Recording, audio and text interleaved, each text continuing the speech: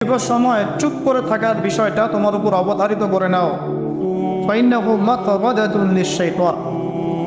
কারণ এই কাজের মধ্য দিয়ে শয়তান বিতাড়িত হয়ে যায়।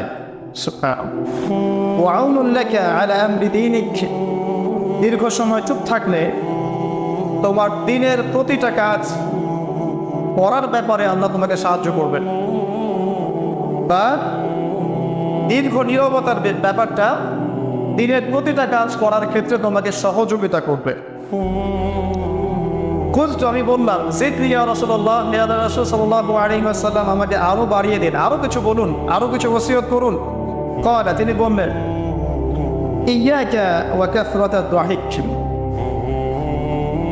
সাবধান থাকবে, বেশি বেশি হাসবে না, কারণ যারা অধিক পরিমাণে হাসে